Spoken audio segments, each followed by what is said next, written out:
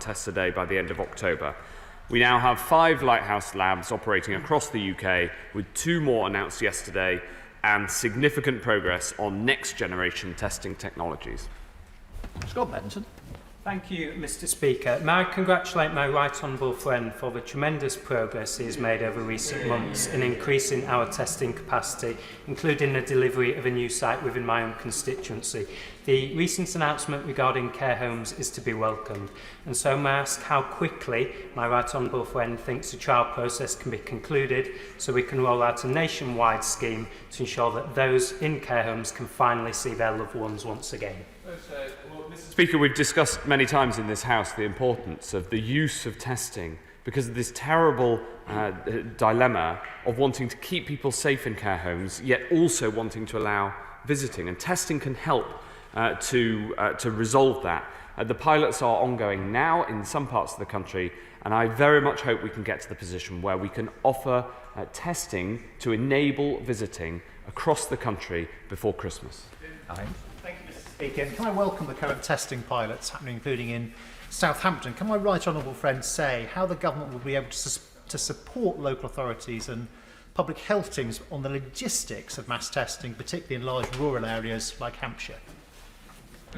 Well, Mr. Speaker, increasingly the test itself is only one part of getting a high-quality testing system. It's the logistics around it which are also absolutely vital. We're already funding local authorities across the country with support to roll out mass testing, but we'll learn from the pilots, including in Hampshire, as my right honourable friend says, to see what extra might be needed. Now we come to Shadow Secretary of State Jonathan Ashworth.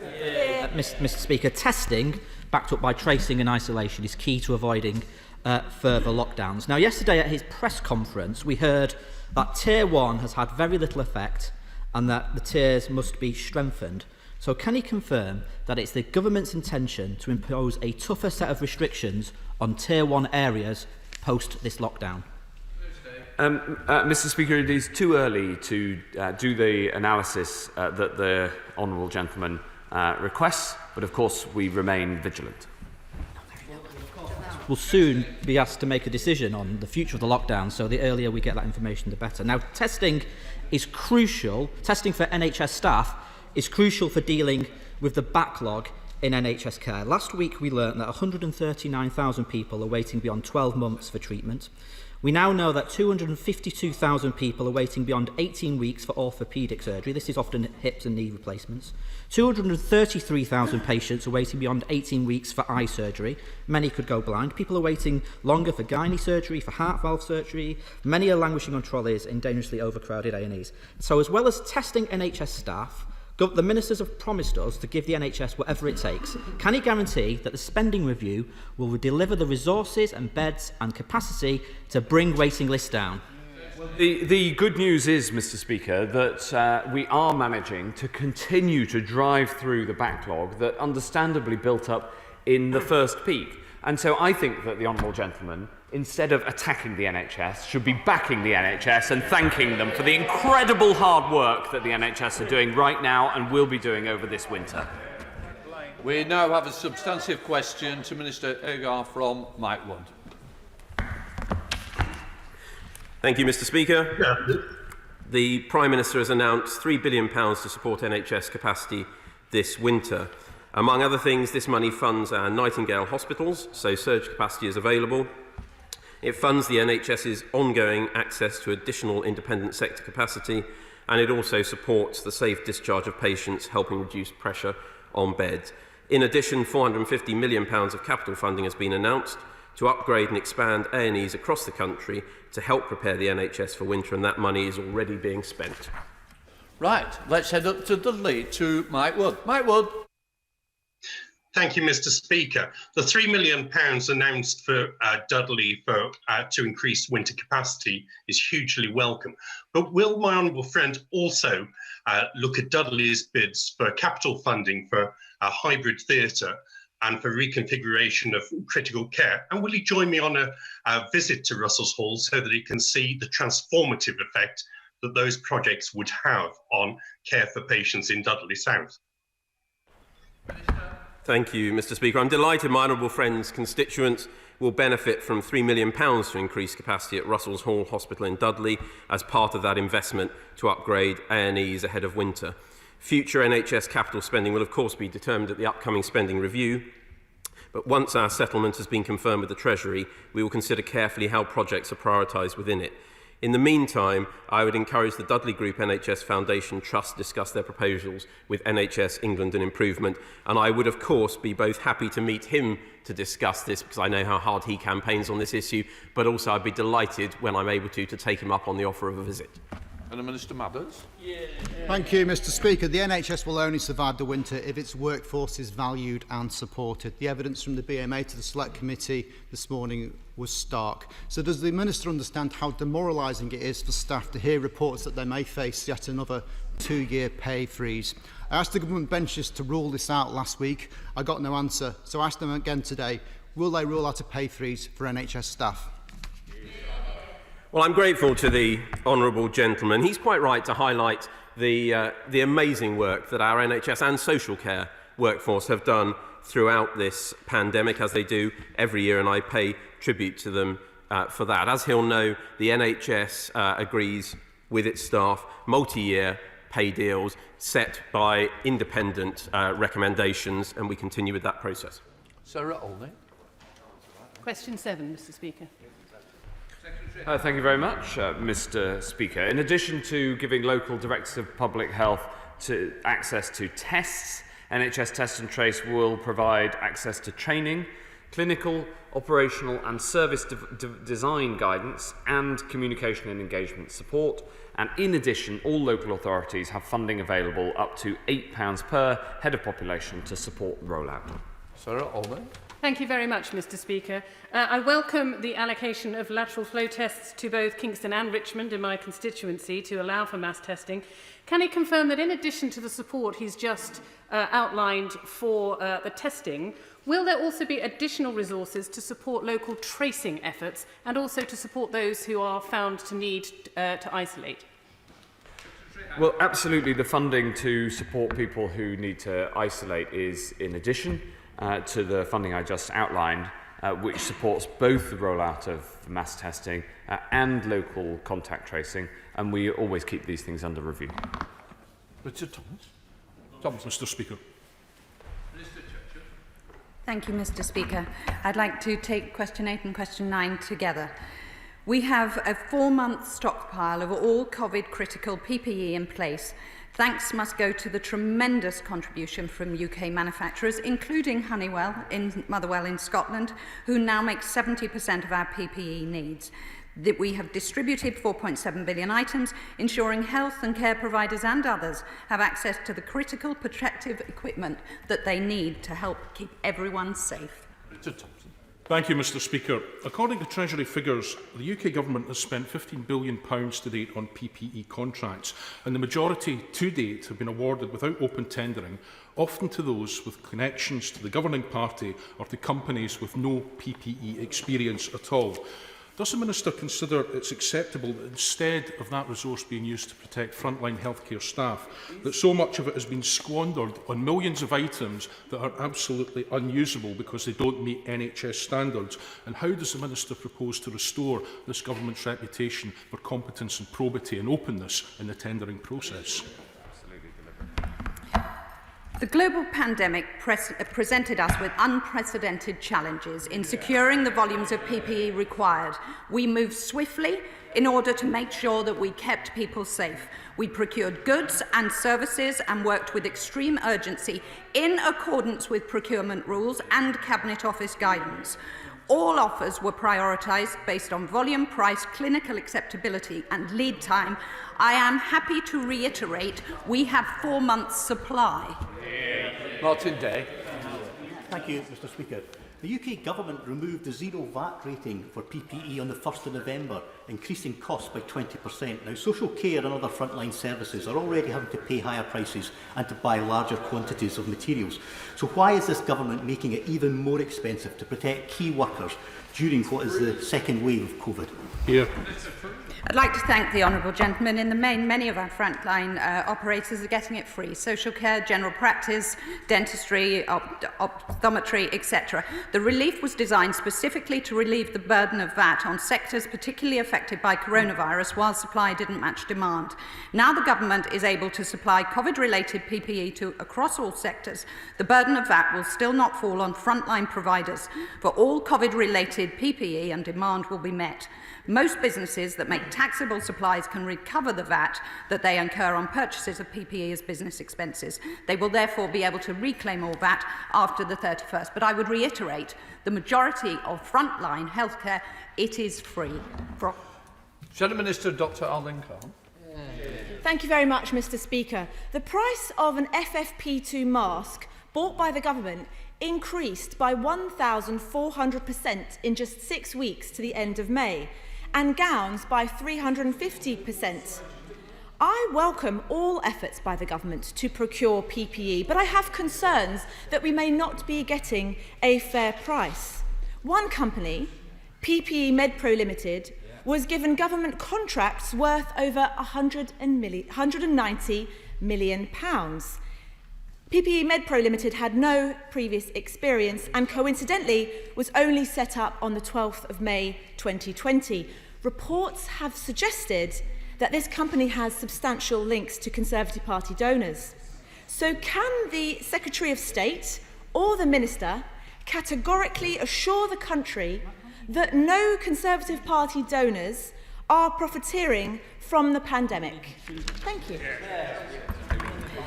Our plan on PPE has to be to stabilise the system and build resilience. This was outlined in the PPE strategy published on the 28th of September. Children, thank you. Right. Minister Churchill, I think it's down to me. You carry on. Thank you very much, Mr Speaker. I'm sorry, it's that old habit of being a mother of four. Right. We procured goods and services, as I said to the honourable gentleman, in order that we worked at extreme urgency in accordance with procurement rules and Cabinet Office guidance. We are confident with our supply, with 4 months' worth of COVID-critical PPE and over 70% now manufactured in the UK, providing UK businesses with jobs, ensuring that all health and care providers have access to critical protective equipment needed to keep patients and staff safe. Substantive question to Minister Thank you, Mr Speaker.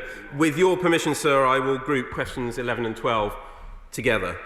On the 2nd of October, £3.7 billion worth of funding was confirmed for 40 new hospitals, with a further 8 schemes invited to bid for future funding to deliver a total of 48 hospitals by 2030.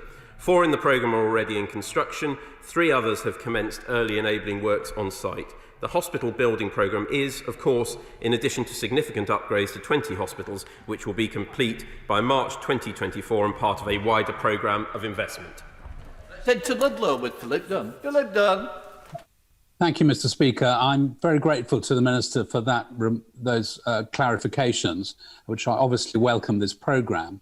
But before he came into office in March 2018, his department allocated £312 million for a major capital programme at the Royal Shrewsbury Hospital and the Princess Royal Hospital in Telford. Now, the independent reconfiguration panel has confirmed that these decisions were properly made and should proceed.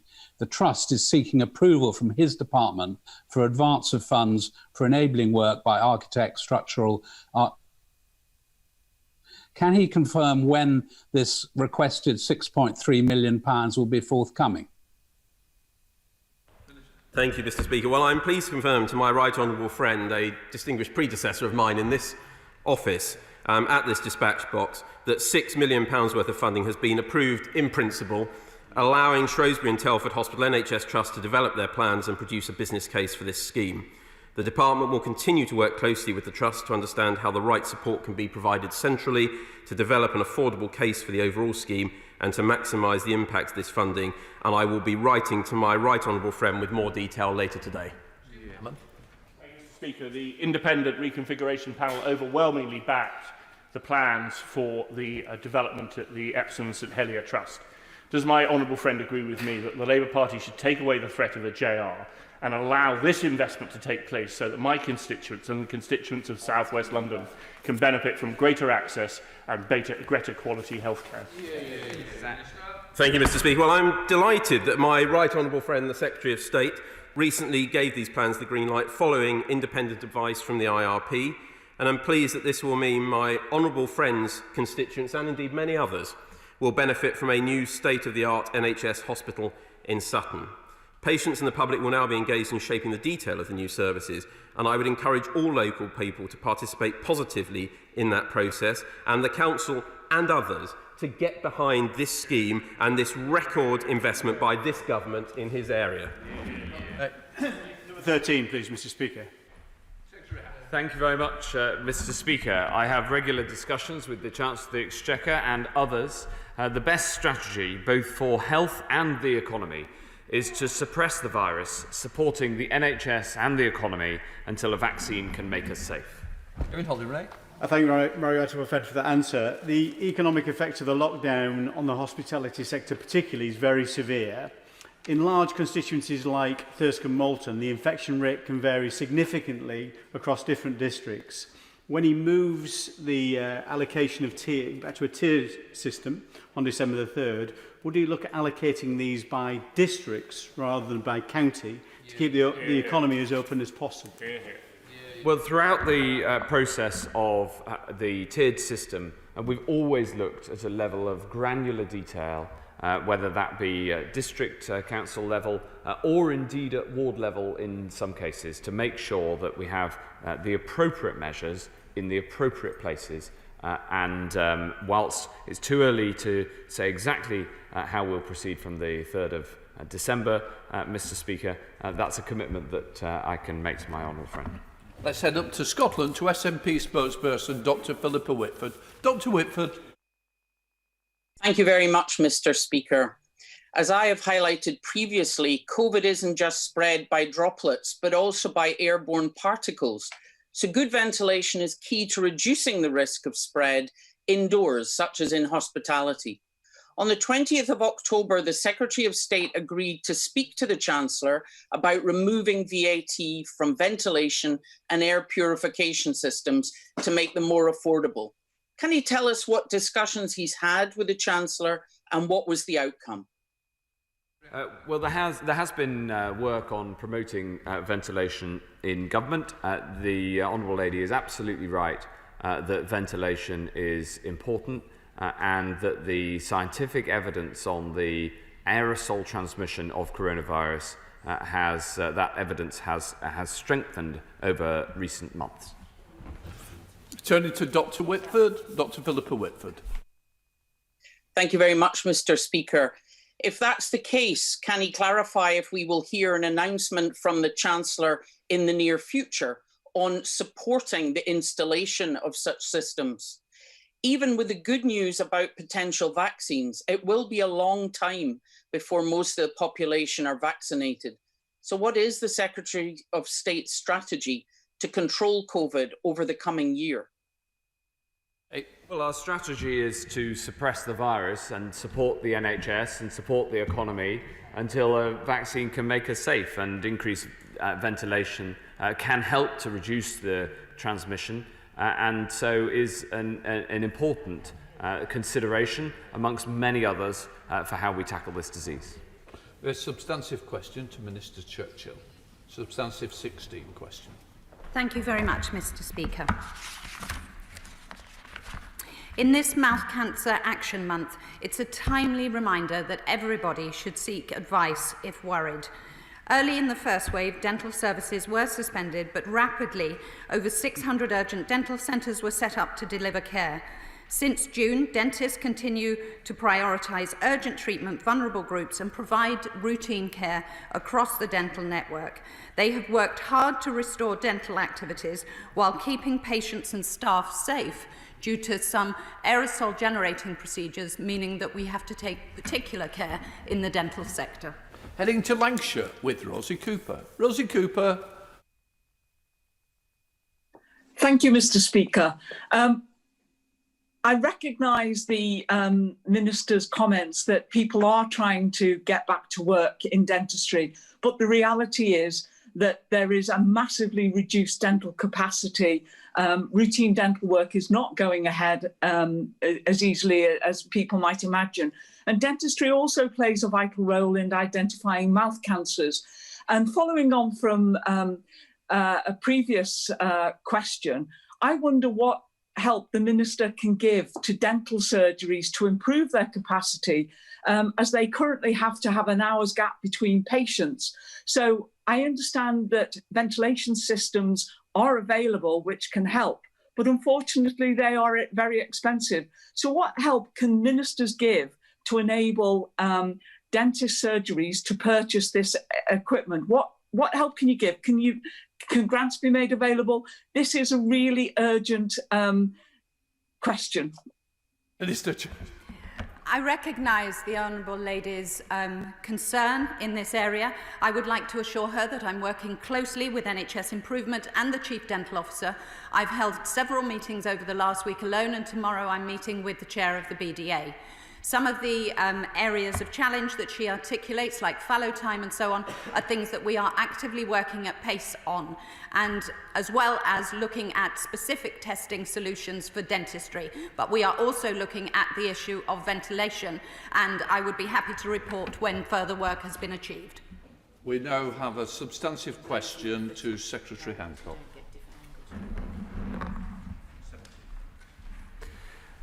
With your permission, Mr. Speaker, I'll answer questions 17 and 18 together. Yesterday, the House will know that we secured 5 million doses of the Moderna vaccine.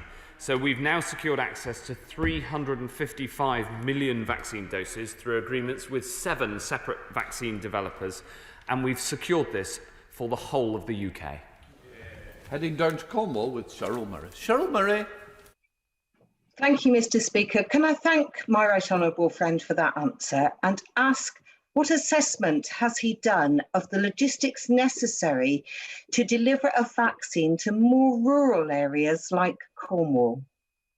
Mr. Speaker, we've done a huge amount of work. The deployment of a vaccine is, of course, being led by the NHS, who reach into all parts of the UK.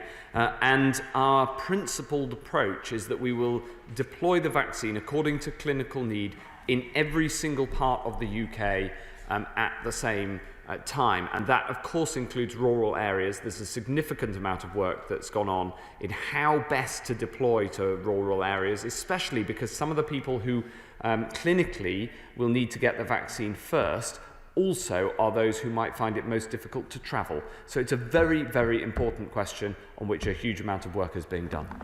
Let's head to North Wales with Rob Roberts. Rob Roberts. Thank you, Mr. Speaker. I thank my right honourable friend and fellow One Nation Conservative for his hard work and that of his department in these impossible circumstances this year. Mr. Speaker, Kate Bingham and the Vaccines Task Force have done an amazing job in securing so many doses of vaccines as and when they come available, which will be centrally procured by UK government and equally available across all parts of our United Kingdom.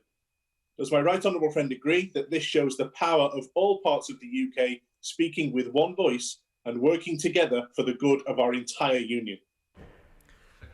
Mr. Speaker, I feel very strongly about this, and I agree very strongly with my honourable friend that we should take forward this vaccine and we should ensure that it is available fairly and equally across all parts of our United Kingdom. Of course, it will be deployed in each of the devolved nations through the devolved NHS, and I've been working closely with my counterparts, and the NHS has been working, the 4 NHS organisations have been working together.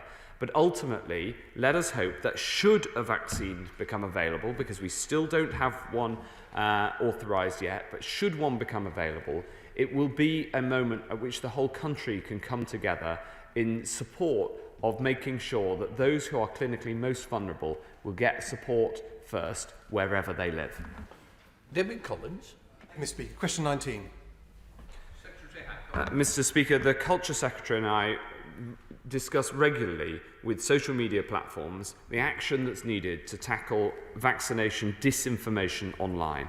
I'm encouraged by the fact that social media companies who have attended meetings with us have agreed to commit to the principle that no user or company should directly profit from COVID-19 vaccine disinformation, and to ensure a timely response when we flag such content to them.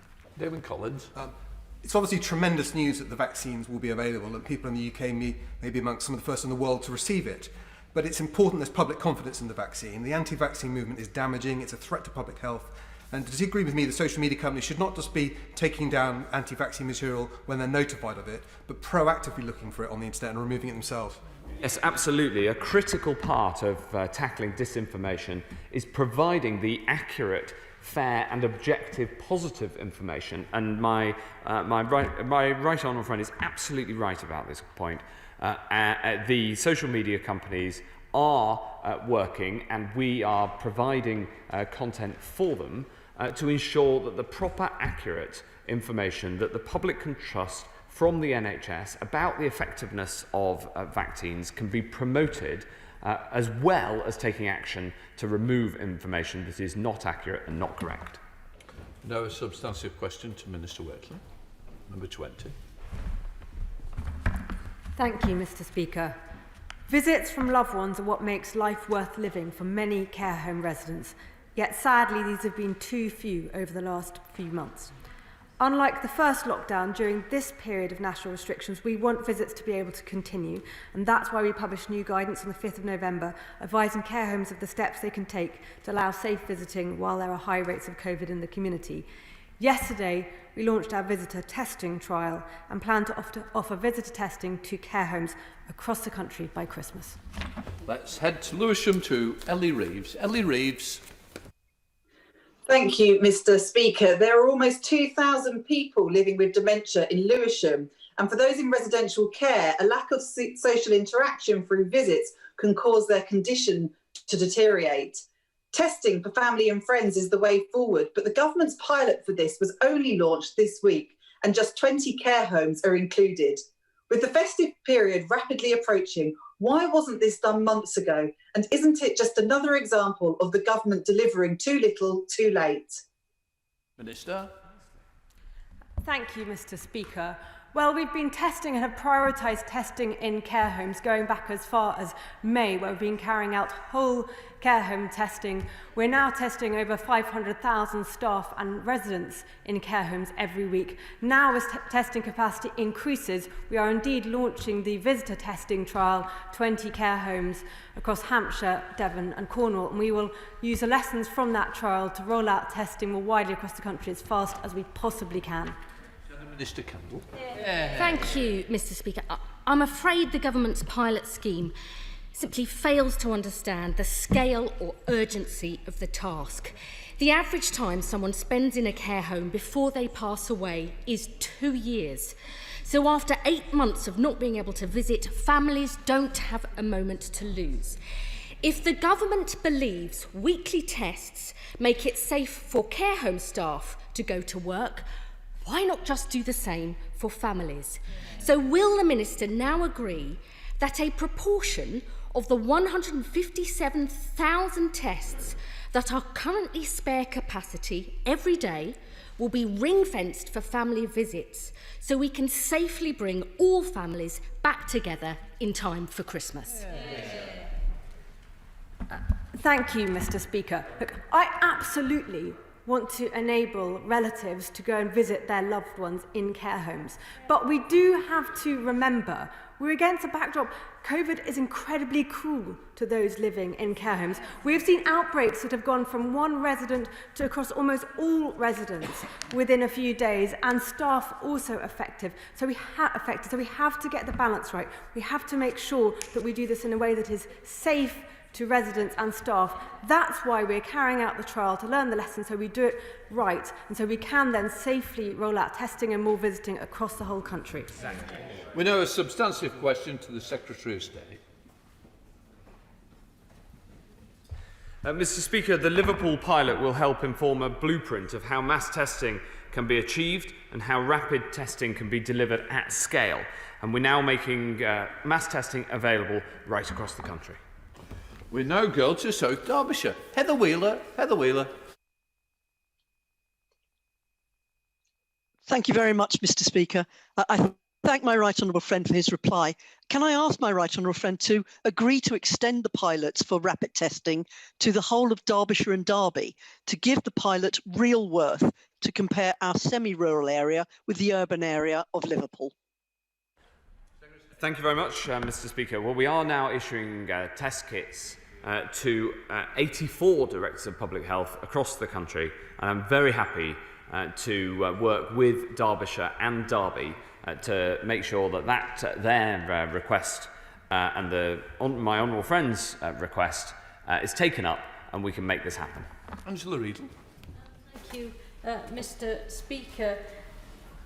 Vaccinating the entire country is going to 23, sorry. Thank you very much, Mr. Speaker. On top of the positive news this week of 2 vaccines, a COVID vaccine will only be deployed once it's met robust standards on safety, effectiveness and quality through clinical trials and approved for use by the MHRA or an appropriate regulatory body. The government has asked the NHS to be ready to deploy any safe, effective vaccine as soon as available. Distribution arrangements must be flexible, include the makeup of the workforce needed to rapidly deliver a vaccination programme, training requirements, consumables and any supporting infrastructure. The key point, though, is the government has been clear it will do everything it needs to do to roll out a successful vaccine. Thank you, Mr. Speaker, and I thank the Minister for that question. Does she agree with me that this is going to be a mammoth logistical effort, not only to do a vaccination style thing as we do every year with the flu, but to include everybody?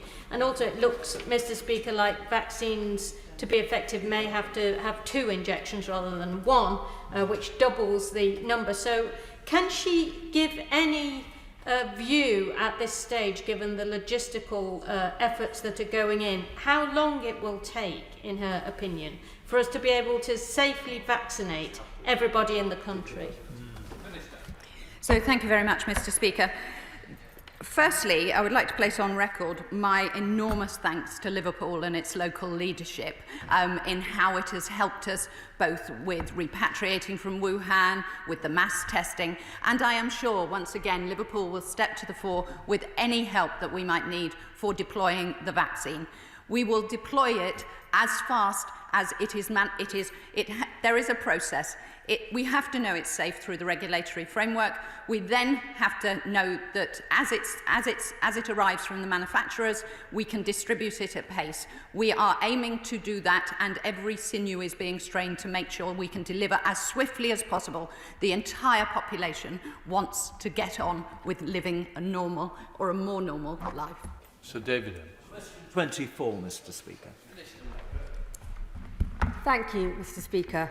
Sadly, COVID is cruel to care home residents, and outbreaks are hard to prevent and control, especially when COVID rates are high in the surrounding community.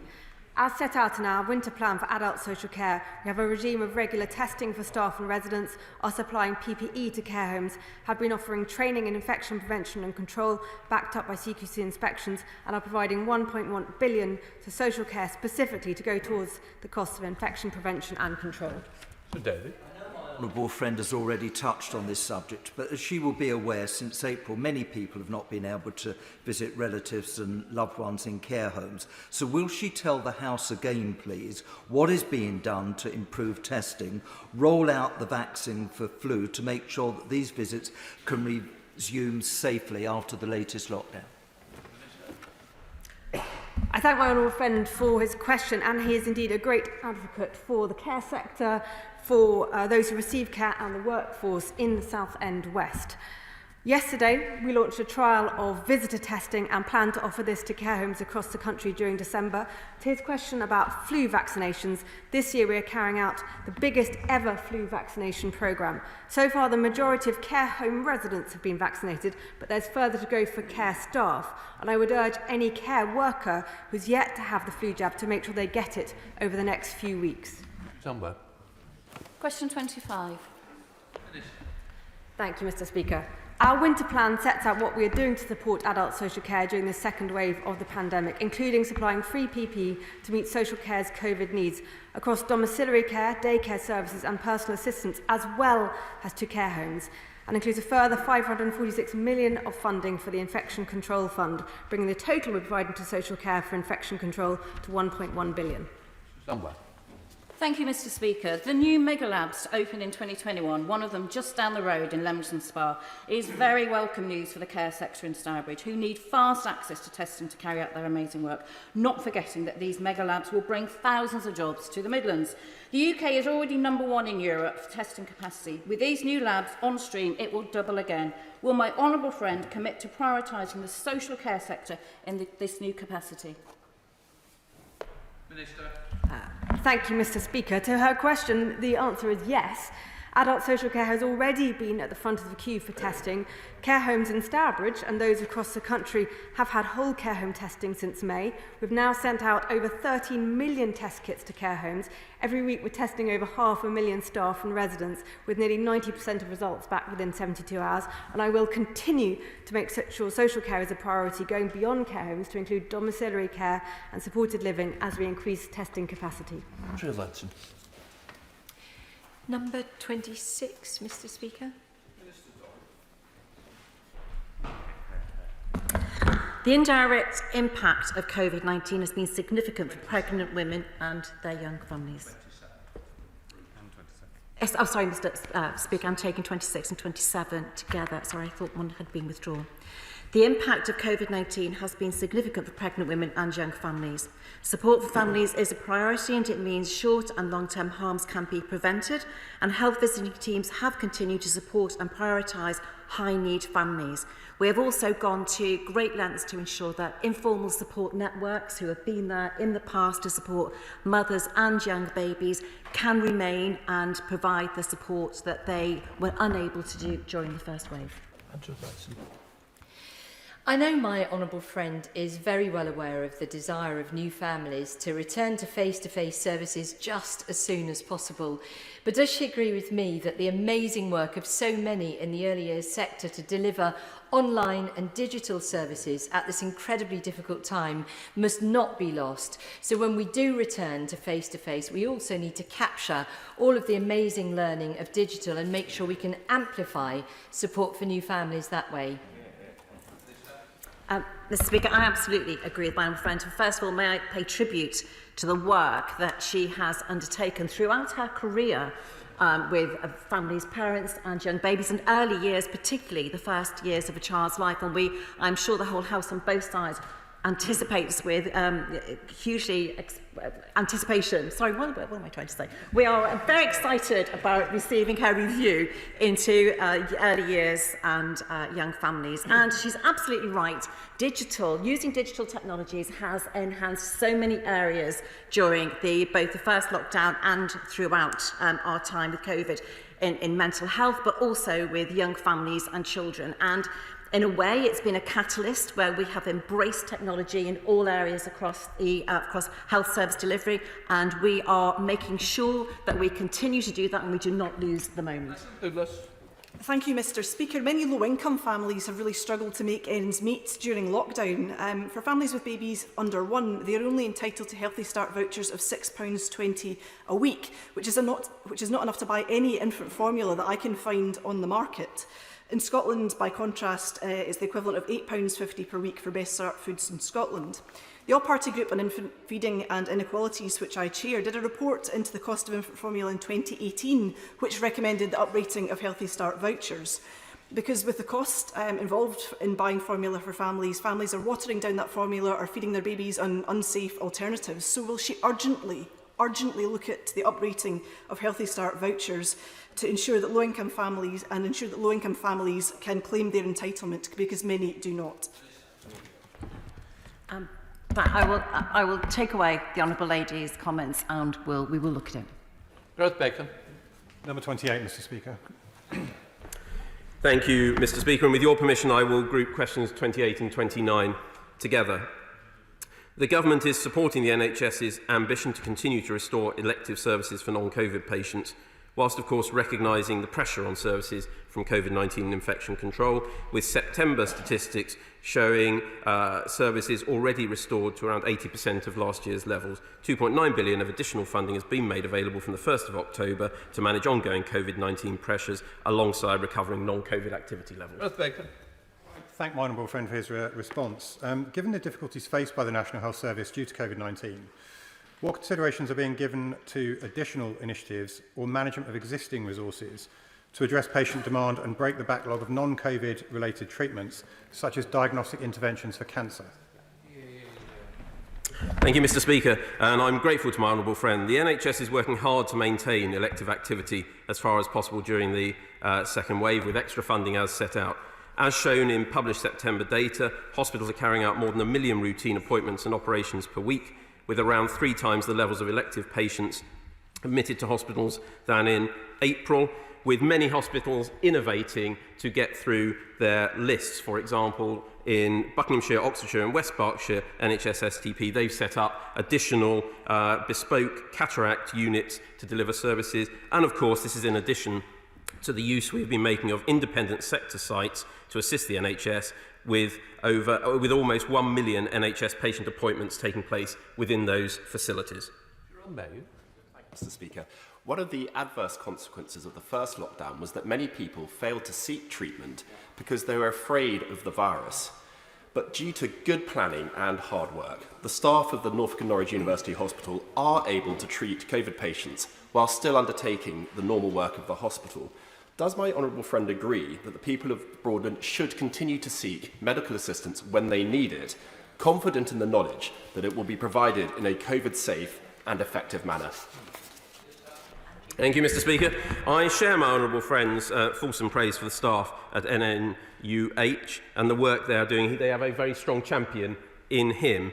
And indeed, I pay tribute to all the health and social care staff who have worked so magnificently throughout the pandemic. I can wholeheartedly agree with everything he says. My right honourable friend, the Secretary of State, has been clear throughout this pandemic that anyone who needs medical help should continue to seek it in the knowledge that they will be treated in a safe, effective manner appropriate to their needs. To put it bluntly, Mr. Speaker, help us to help you. We now have Shadow Minister Norris to come.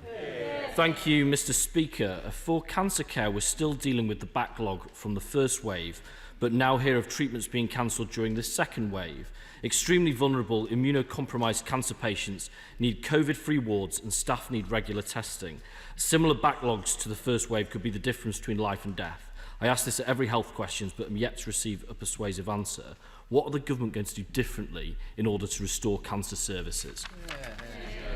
Well, I'm grateful to the Shadow Minister who always asks measured and sensible questions, so I'm grateful to him for that.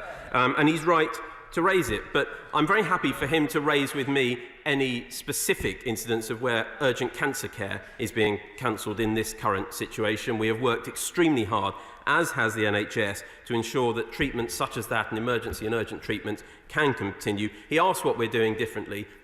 We have learned a huge amount, as has the whole country, over the past 6 to 9 months. We have increased capacity in our hospitals, and that's why, with the measures we have taken, we are able to continue far more surgery, far more treatments, and particularly cancer treatments, than we were able to in the first wave. Unfortunately, we do finish at 15:15, so I'm going to start topical slightly late with Steve McCabe. Steve McCabe. Topical one, sir. Thank you very much, Mr. Speaker. Mr. Speaker, we're seeing major scientific advances that will help get things back to normal. First, we're expanding mass testing with the 2 mega labs that will add another 600,000 to our daily testing capacity. And on vaccines, we've secured an initial agreement for 5 million doses of the very promising Moderna vaccine and begun clinical trials of the Janssen vaccine. Steve McCabe. Mr. Speaker, it's now 41 days since I asked the Secretary of State if he'd stop the clock so that no one seeking access to fertility treatment loses out because of delays due to the pandemic. When does he hope his department might get around to answering? Well, of course, the provision of fertility services is across England happening in the normal way in as many places as possible, but not everywhere because of the huge pressures on the NHS because of the second wave from COVID. As my honourable friend, the Minister of State, was just saying a moment ago, there are pressures on the NHS. There's now 15,000 people in hospital across the UK with COVID, but we are doing far more. The NHS is doing far more normal services that it wasn't able to do in the first wave. So the Select Committee, Jeremy Hunt. Thank you, Mr. Speaker. The Select Committee this morning has been hearing about workforce burnout, and witness after witness said the one thing that will make a big difference to NHS staff is knowing that we're training enough doctors and nurses for the future, even if we don't have enough now. Nearly 2 years on from the NHS 10-year plan, we still don't have the workforce projections published. I know he's very keen to get those published. Can he assure the House that when they are published, they will be the independent projections and not what the Treasury has negotiated with his department as part of the spending review? Well, thank you very much, Mr. Speaker, and I'm grateful to my right honourable friend for that question. I can give him a couple of projections and a couple of facts. Over the past year, we have 13,500 more nurses in the NHS than we did a year ago. We have thousands more doctors, and I'll give him this projection, which I'm sure he and everybody on this side of the House will buy into. We're going to have 50,000 more nurses in the NHS by the end of this Parliament. Bill Esterson. Many of my constituents have taken part in the Liverpool mass testing pilot, but they need to know that the tests being used are accurate, and reports in the Times suggesting very high levels of both false positives and false negatives are deeply worrying. So can the Secretary of State tell us what steps he is taking to make sure that the tests being used in mass testing are indeed accurate? Yes, Mr. Speaker. The lateral flow tests that are being used in Liverpool are accurate. They measure whether somebody is infectious. They have a very high specificity. We publish all of these statistics, having had them assessed at Porton Down in one of the best medical science units that there is across the whole world. So I can assure him and through him his constituents that the lateral flow tests get you a really quick turnaround, and they have a high degree of accuracy for whether you are infectious. I haven't seen the reports that he refers to, but I can assure him that the best thing to do if you're offered a test is to get a test. We now go to West Dorset with Chris Loader. Chris Loader. Thank you, Mr. Speaker. I was delighted when the Secretary of State came to visit the Yetman Hospital in Sherborne at the end of last year. But my constituents in West Dorset are becoming increasingly concerned that the Yetman Hospital's minor injuries unit has been closed for too long in Sherborne. Could the Secretary of State confirm that the MIU will not be permanently closed and it will reopen at the first possible opportunity? Well, I'm very happy to meet my honourable friend and discuss with him how we can strengthen the services that are available, especially across Dorset, and especially because the population is quite isn't as dense as is in some other parts of the country. We need to make sure that we get services out into the community rather than just in the big cities. Oliver Barker. Thank you, Mr. Speaker. Our home care workers have gone above and beyond during this pandemic, and tragically they are some of the lowest paid workers in the entire labour market. Would the Secretary of State agree with me that there is a role for local government as the commissioners of home care services in strengthening enforcement of national minimum wage legislation, ensuring no home care worker anywhere is not properly paid for travel time between visits?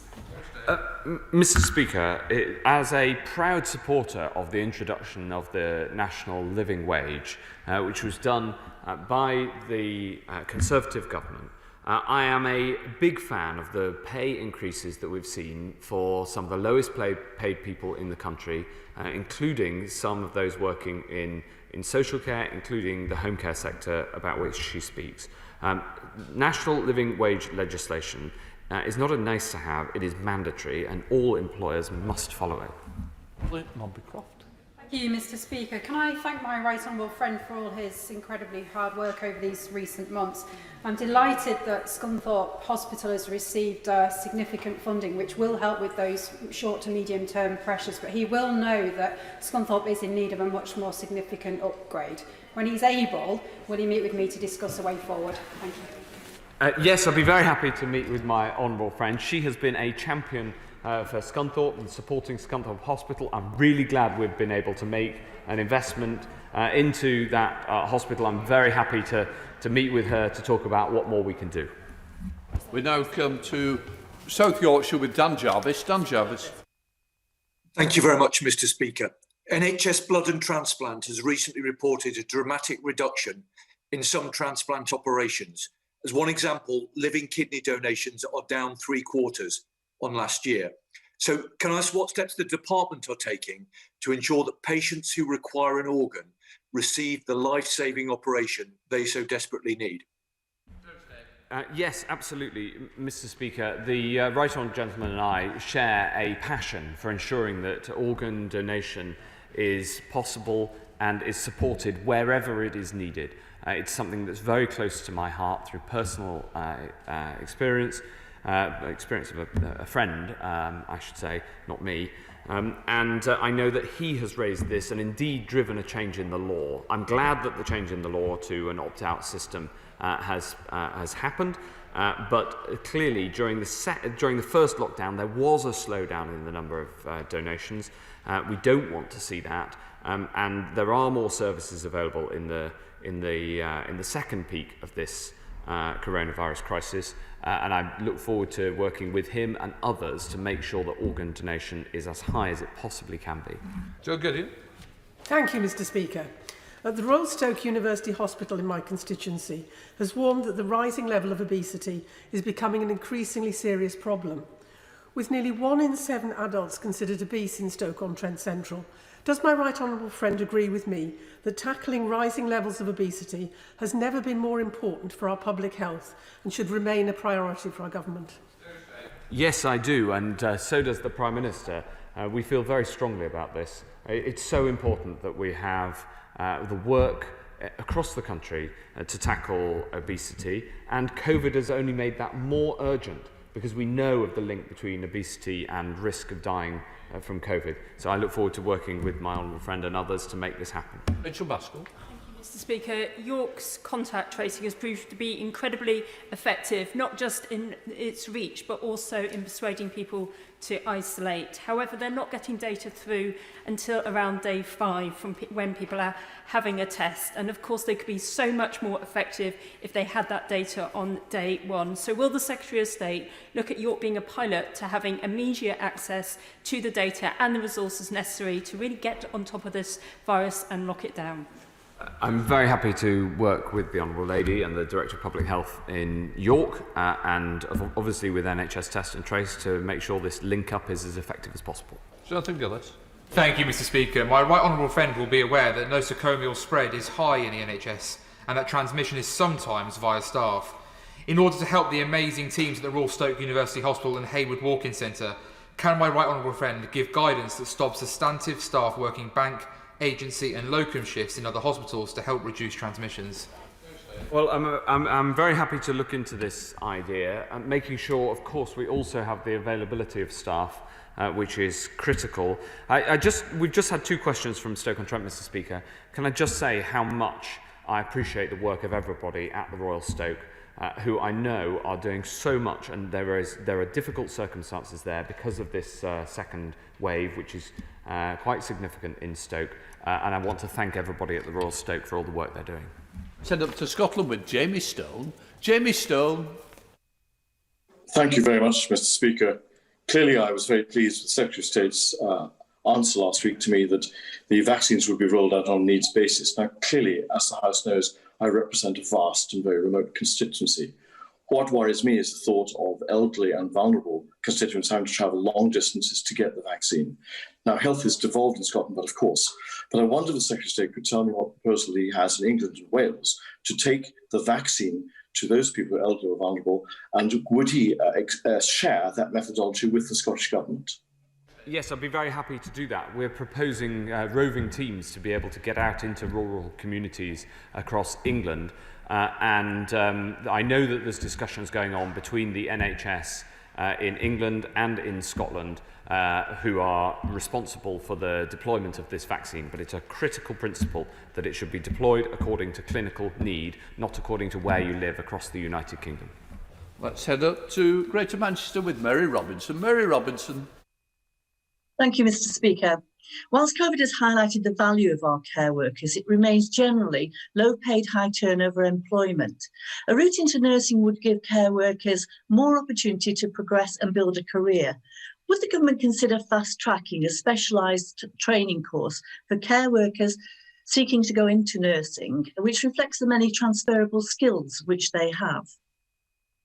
Yes, Mr. Speaker, I think it's a brilliant idea, and let's work on it together. Sambrook. Mr. Speaker, can I welcome the news that the Secretary of State has secured the 5 million dosages of the Moderna vaccine, totalling 355 million dosages for the UK. And so, would he agree with me that it's key to putting this virus back in its box, but it's down to the willingness of the great British public to step forward and to voluntarily have this vaccine so we can all move on? Yes, that's right, Mr. Speaker. A vaccine is only going to be approved if it is both effective and safe. And so if you're asked, and when your ticket comes up, and if you're asked to take the vaccine, then I and the whole serious clinical establishment, all of those who understand the vaccines and the value of it, we will all be urging people right across the country to get the vaccine because it's good for you, it protects your loved ones, and it protects your community. And it is the primary route, alongside other things like testing, of how we're going to get out of this and get life more back to normal. Thank you, Mr. Speaker. I welcome the government's substantial investment in hospital services in my area. The Secretary of State will know I remain disappointed that Epsom rather than Sutton was not the NHS's choice for location. But as the NHS reviews the impact of the pandemic, looks at future capacity needs, will he assure me that he will keep an open mind if that decision needs to be changed, because Epsom in the end represents better value for the health service? I appreciate my right honourable friend's tenacity and doggedness in making the case for Epsom. I'm afraid to say, Mr. Speaker, for him, although I'm a big supporter of the decision that has been made, I'm afraid from the point of view of my right honourable friend, that the final decision on the location of the new hospital in Sutton has now been made. However, having said that, I'm always open-minded to what further health services can be deployed in Epsom itself, and I suggest that my right honourable friend and I work together on that. Right, let us head up to Dudley with Mike Wood. Mike Wood. Thank you, Mr. Speaker. Rising infection rates in Dudley are extremely worrying. The launch of the third COVID vaccine trial in the UK this week is excellent news and pay tribute to the volunteers and researchers involved in the trials. But does my right honourable friend agree with me that it's still early days, and therefore that it's vital that we continue to play our part, all of us, in doing everything possible to bring down that infection rate, particularly in areas like Dudley that continue to rise? Yes, Mr. Speaker. Vaccines couldn't be approved if there weren't volunteers who are willing to take them and play their part. And I want to end this session, if I may, Mr. Speaker, with a tribute to my PPS, the honourable member for Newquay, who himself, along with some other members of this House, is taking part in a vaccine trial and therefore doing his bit to make vaccines available to help everybody across this country. We know Dr. Ruperhart. Speaker, the Health Secretary, remember, and his friend from Newquay was there as well. We had a really good meeting on the 2nd of October about the link between COVID and vitamin D. And since then, the PM even said 2 weeks ago, good news is on the way. Can you update us what is happening? Because it seems, this government's meant to get rid of dither and delay. We could be like New Zealand. They've only had 16 deaths. Whole of this pandemic in care homes. Can you do it? Well, yes, we are making progress on this and working on the clinical protocols, and I look forward to updating the Honourable Lady with more information when a final decision has been made. In order to allow the safe exit of honourable members participating in this item of business and the safe arrival of those participating in the next, and suspend the House for 3 minutes. Order.